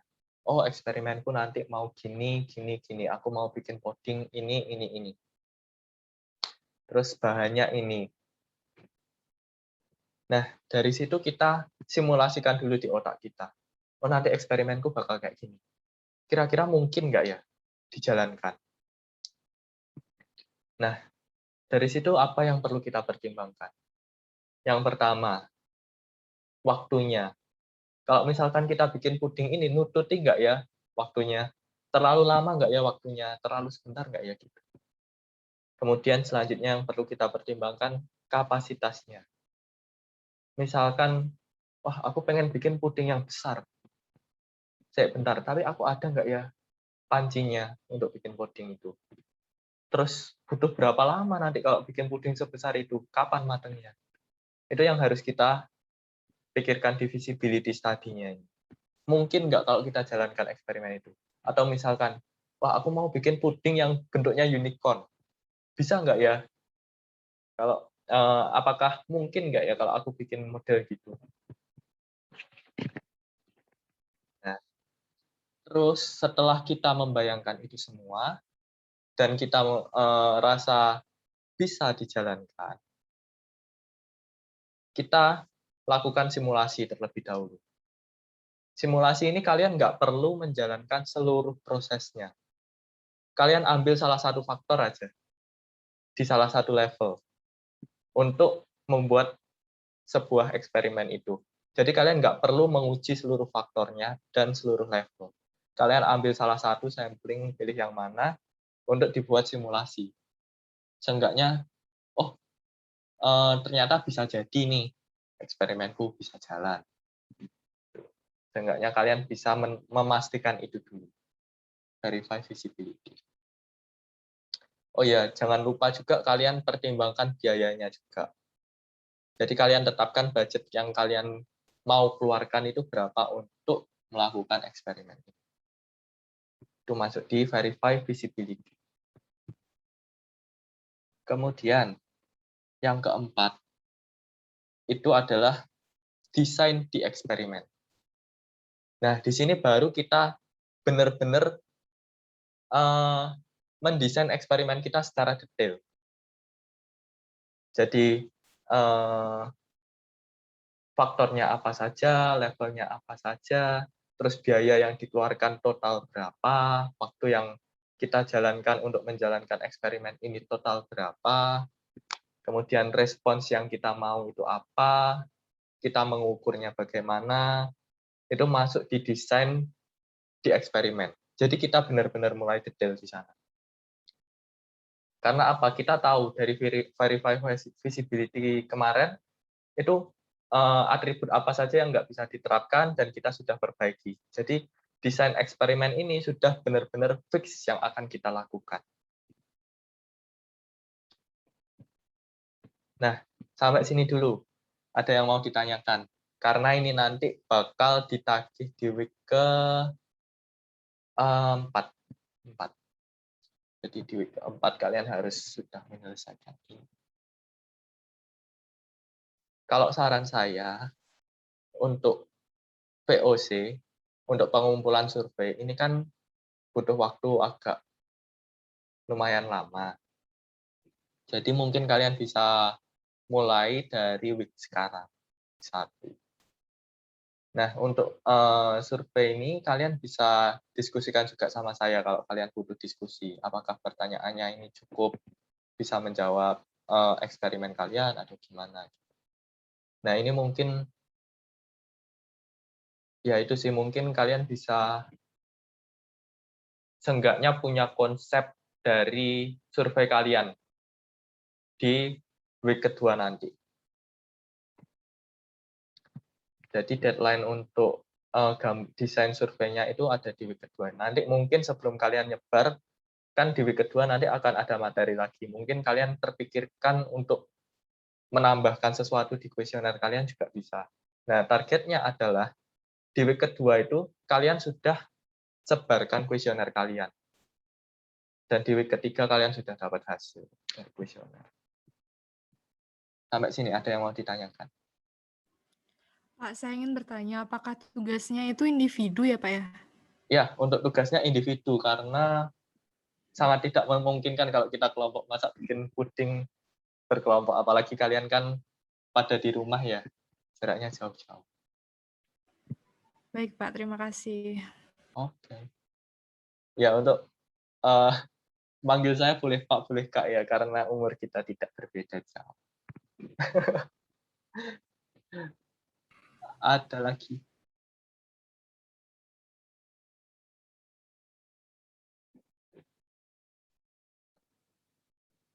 Jadi nanti di week tugas kalian di week ini itu ada 2. Yang pertama yaitu yang tadi kalian cari tahu tentang Fisher, Taguchi, dan Shinin, bentuk dalam PPT, kemudian maksimal 5 slide aja cukup. Sudah termasuk cover. Kalau mungkin kalian mau menambahkan cover, biar cover sama thank you cukup. Di awal cover, 1 Shinin, 2 Taguchi, 3 Fisher, terakhir thank you.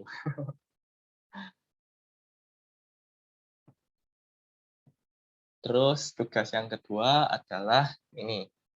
Seenggaknya kalian bisa mengumpulkan dulu konsep kuesioner kalian. Jadi apa saja yang mau kalian tanyakan, terus yang harus dijawab sama responden itu apa, kalian bisa kumpulkan juga itu di week kedua nanti. Jadi sebelum week kedua maksudnya. Jadi kan ini di hari Selasa. Jadi deadline-nya di hari Senin semua. Di hari Senin minggu depan. Jam 24.00. Untuk PPT sama kuesioner.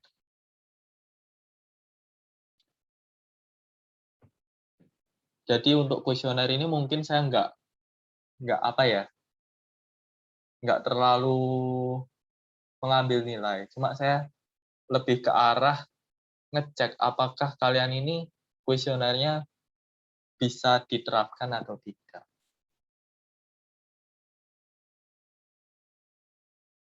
Tapi ya saya harapkan tetap kalian kumpulkan untuk kuesionernya.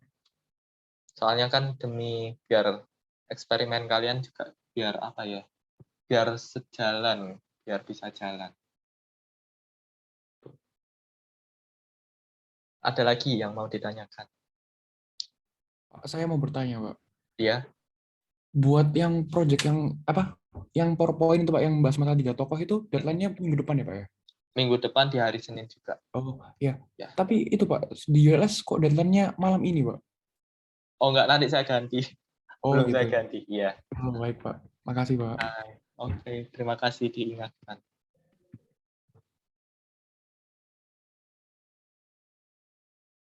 Oke, ada lagi yang mau ditanyakan?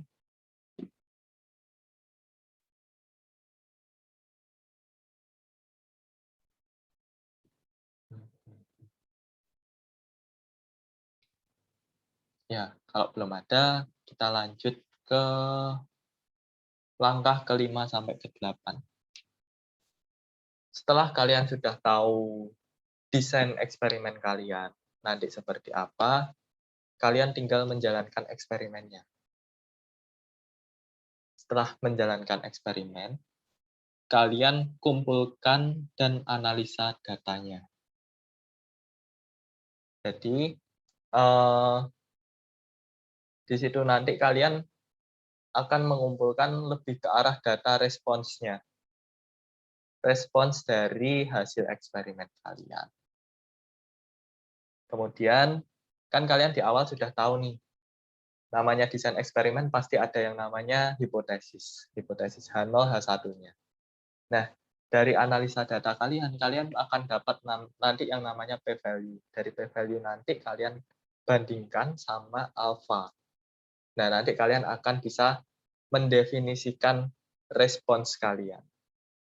Jadi apakah responsnya itu hasilnya tolak H0 atau terima H0. Terus dari responsnya itu apakah masih bisa dikembangkan lagi sehingga kita bisa dapat level yang maksimum yang kita butuhkan untuk eksperimen ini. Kalau misalkan memang bisa dikembangkan, itu jauh lebih bagus sih. Jadi kalian bisa tahu, oh level optimalnya itu di faktor ini sekian. Supaya saya dapat respon yang maksimum. Nah, yang terakhir, kalian presentasikan. Presentasikan dalam bentuk video, isinya adalah dari awal pengujian eksperimen kalian. dari kalian, kuesioner kalian itu seperti apa, terus jawaban dari responden kalian seperti apa, kemudian mana yang kalian pilih jadi faktor, mana yang kalian pilih jadi level, mana yang kalian jadikan blok mungkin, kemudian tujuan eksperimennya kalian apa, hipotesisnya apa, itu masuk semua dalam satu video. Kemudian jangan lupa kalau kalian simulasi dan menjalankan eksperimennya, kalian juga videokan. Jadi di setiap stepnya kalian videokan. Ketika kalian lagi simulasi, bikin puding, terus step pembuatan puding yang pertama apa, kedua apa, kalian videokan. Nah, usahakan yang bikin ini yang bukan usahakan lagi sih, harus kalian yang bikin. Jadi nanti yang ada di video itu adalah kalian pas bikin pudingnya, pas simulasi, sama pas bener-bener eksperimen. Jangan pas makannya doang. Tuh. Terus hasilnya itu juga dimasukkan ke dalam video. Tuh. Sudah, sampai sini ada yang mau ditanyakan? Ini nanti akan masuk di week kelima. Ditagih sama Bu Yeni di week kelima ini nanti.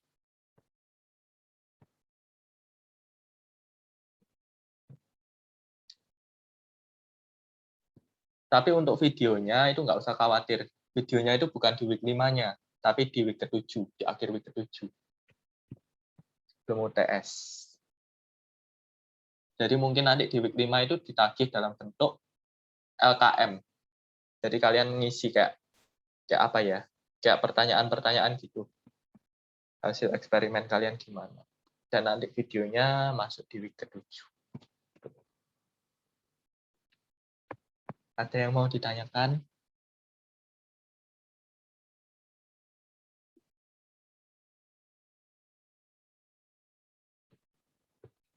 Sampai sini. Tanya di luar mata kuliah ini juga nggak apa-apa. Kalau misalkan kalian mau tanya-tanya soal kerja, ada gambaran kalau misalkan lulus saya mau jadi apa, itu boleh ditanyakan juga. Saya bisa share barangkali. Dunia kerja itu kayak apa sih? Gitu. Coba apakah recording kuliah ini nanti dibagikan? Tidak. Iya, dibagikan.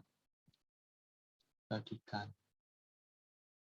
Oh ya, ini nanti kalau saya stop share, oh nggak jadi. Pak, mau tanya. Ya, Untuk tugas dan proyek di mata kuliah ini seluruhnya itu individu ya berarti?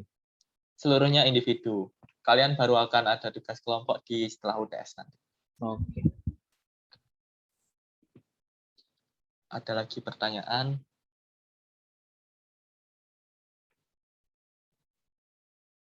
Soalnya ini sudah slide terakhir ini. Slide kesukaan mahasiswa. Sudah terakhir.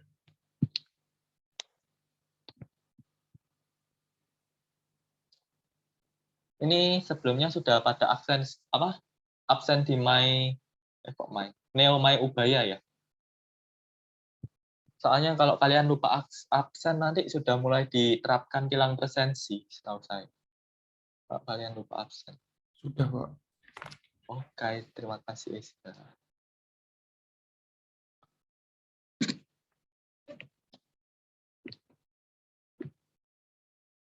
Ya, ada yang mau ditanyakan? Barangkali terkait dunia perindustrian seperti apa? Jadi kalau saya cerita sedikit ya.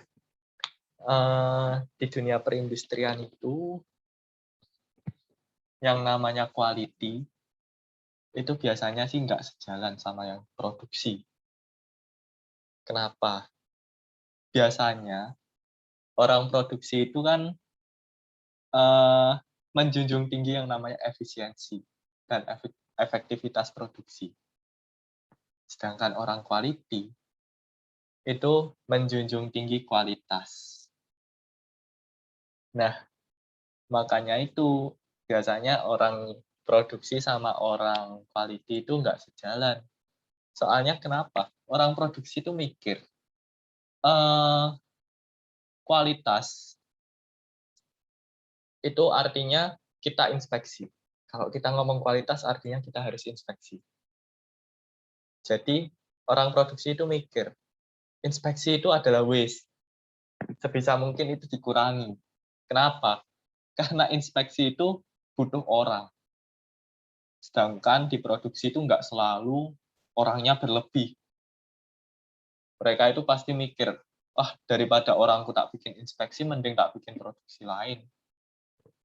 Maka dari itu, jangan kaget kalau masuk di suatu industri, orang quality sama orang produksi itu sering nggak jalan, susah untuk jalan berdampingan.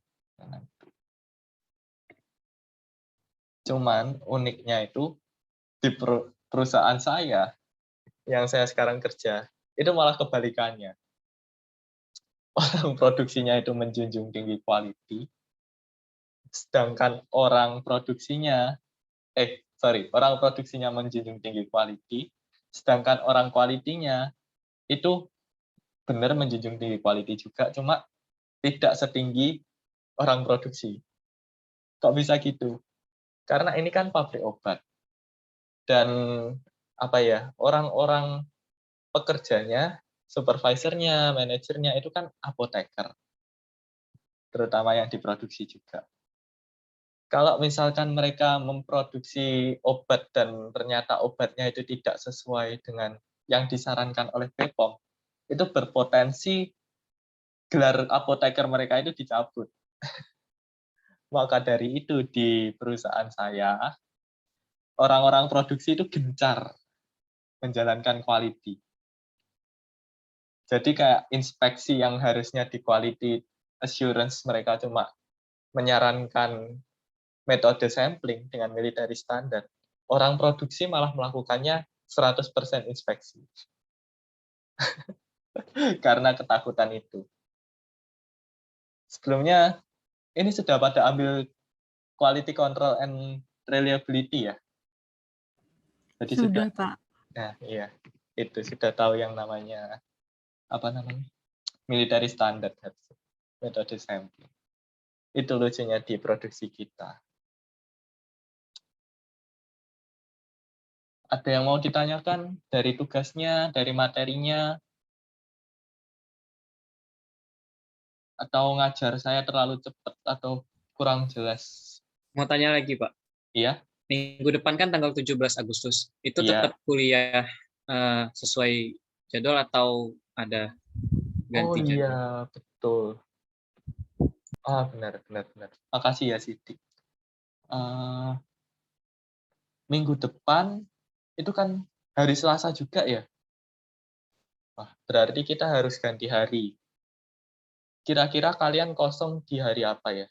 Kalau misalkan ganti hari. Soalnya kan saya tinggal menyesuaikan kalian. Barangkali kalian yang lagi full.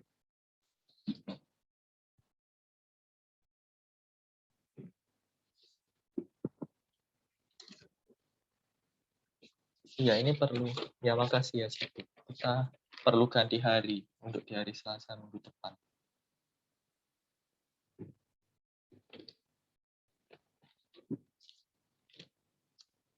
Jadi kalau di minggu depan itu saya kosong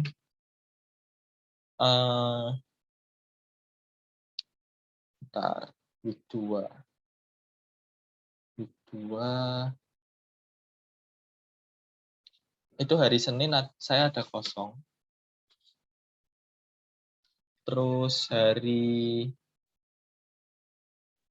hari Senin full.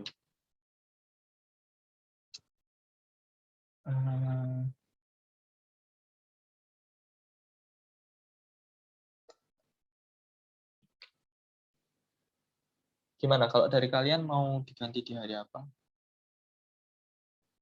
Nanti saya kasih list saya kosong di hari apa aja.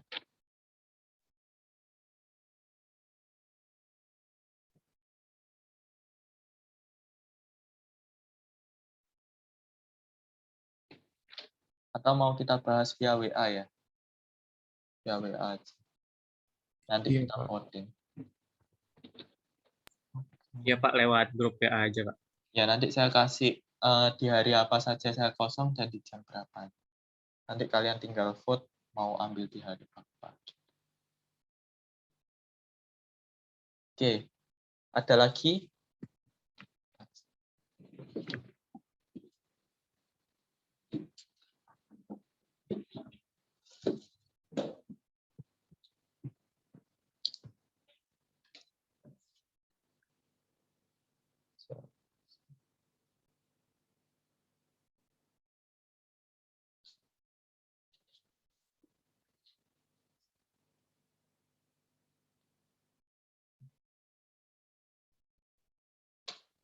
Ada lagi yang mau ditanyakan terkait tugasnya, terkait materinya?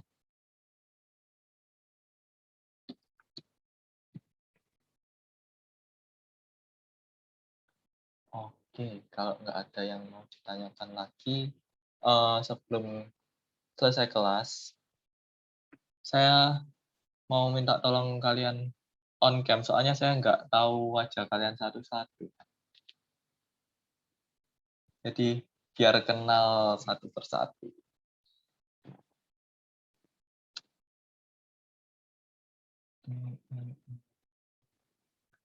Oke. Ezra, ini Putu Lilis. Stop share. Oke. Mungkin ada wajah-wajah yang saya masih kenal. Nah. Oh iya. Dari Ezra Lovara, nih Putu Lilis. Kevin.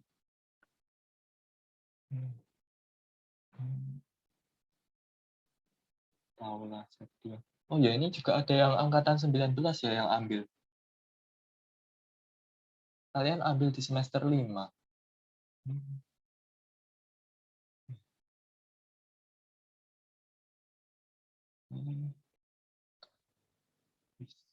Desa. Ya, sebagian besar saya masih kenal. Oke. The Brian Dev lagi di mana? Lagi nggak di rumah ya? Iya, Pak. Ada acara? Acara Lagi upaya? KP2 di Oh, BAS KP2. Oh, di mana? di BAS Tek Pandaan. Oh, di Pandaan. Ya, ya, ya. Bagus, bagus. Topik apa, Dev? Terkait ISO 9001, Pak. Oh, mantap, mantap. Sama Pak Rossi ya berarti ya? Iya. Oke, oke.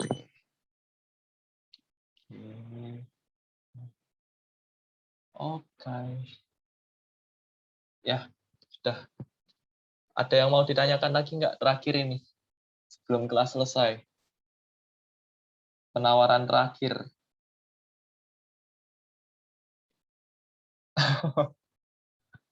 Oke, kalau nggak ada yang mau ditanyakan lagi, saya akhiri kelasnya sampai di sini. Nanti kalau misalkan kalian masih ada bingung-bingung, langsung WA aja. Kalau perlu telepon, telepon, nggak apa-apa. Saya santai. Yang penting jangan di jam kerja. Jadi kalau malam-malam nggak masalah sih telepon. Kalau ada bingung soal tugasnya, tanya. Kalau misalkan kuesioner, mau konsultasi juga boleh. Oke. Sudah. Oh iya, maaf sementara ini kita akan komunikasi via WA dulu ya. Karena soalnya saat ini ULS saya masih agak bermasalah. Jadi saya akan lebih banyak pakai WA saat ini. Oke. Dari saya sudah.